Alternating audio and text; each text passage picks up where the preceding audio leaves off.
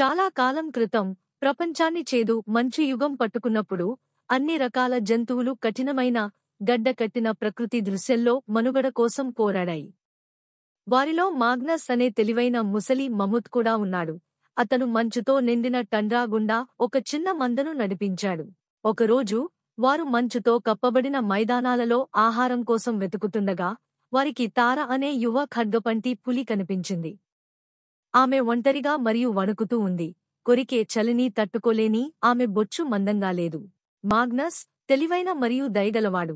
కొంతమంది సభ్యులు మొదట సంకోచించినప్పటికీ తారను వారి మందలోకి స్వాగతించాడు. అతను ఐక్యత మరియు సహకారం యొక్క బలాన్ని విశ్వసించాడు. ముఖ్యంగా ఇటువంటి సవాలు సమయాల్లో. రోజులు గడిచే కొద్దీ తారా మందలో విలువైన సభ్యురాలిగా నిరూపించబడింది. ఆమె చురుకైన ఇంద్రియాలు వారికి ప్రమాదాలను నివారించడంలో సహాయపడింది మరియు ఆమె వేట నైపుణ్యాలు కఠినమైన చలికాలంలో జీవించడానికి వారికి తగినంత ఆహారం ఉండేలా చూసింది. అయితే ఈ ప్రాంతంలోని అన్ని జంతువులు సహకారంపై మాగ్నస్ అభిప్రాయాలను పంచుకోలేదు.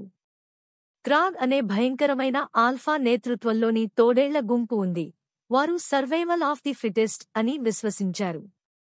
వారు తరచూ ఇతర జంతువుల భూభాగాలపై దాడి చేశారు. పరిణామాలను పరిగణనలోకి తీసుకోకుండా వారు కోరుకున్న వాటిని తీసుకున్నారు. ఒకరోజు క్రాగ్ యొక్క ప్యాక్ మాగ్నస్ యొక్క మందపై దాడి చేసింది. వారి భూభాగాన్ని మరియు వనరులను పొందాలని కోరింది. మంచుగాలులకు గోళ్లు మరియు దంతాలు ఢీకొనడంతో భీకర యుద్ధం జరిగింది. వారి సంఖ్య తక్కువగా ఉన్నప్పటికీ మాగ్నస్ మంద ధైర్యంగా పోరాడారు. ఐక్యంగా కలిసి నిలబడింది. తారా యొక్క చురుకుదనం మరియు పదునైన ప్రవృత్తులు యుద్ధం యొక్క ఆటుపోట్లను మార్చడంలో కీలకంగా నిరూపించబడ్డాయి. చివరికి తోడేళ్లను తరిమికొట్టారు. మందలో సహకారం మరియు ఐక్యత యొక్క బలంతో ఓడించారు. మంచు కరిగిపోవడం మరియు మంచు యుగం క్రమంగా క్షీణించడంతో మాగ్నస్ నేర్చుకున్న పాఠాలను ప్రతిబింబించడానికి తన మందను సేకరించాడు. నా ప్రియమైన మిత్రులారా, మాగ్నస్ తన స్వరంలో వివేకంతో మాట్లాడాడు. మనుగడ అనేది కేవలం వ్యక్తిగత బలం మాత్రమే కాదు, కలిసి పనిచేయడం, ఒకరికొకరు మద్దతు ఇవ్వడం మరియు ఐక్యతలో బలాన్ని కనుగొనడం కూడా అని మంచు యుగం మాకు నేర్పింది.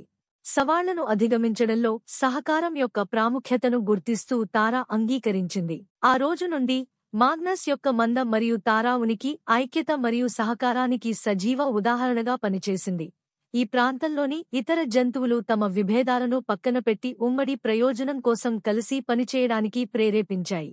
ప్రపంచం కరిగిపోయి జీవితం మరోసారి వర్ధిల్లుతున్నప్పుడు మంచు యుగంలోని జంతువులు తాము నేర్చుకున్న విలువైన పాఠాన్ని ముందుకు తీసుకెళ్లాయి. ప్రతికూల పరిస్థితులలో ఐక్యత మరియు సహకారం మనుగడ మరియు శ్రేయస్సుకు నిజమైన కీలు.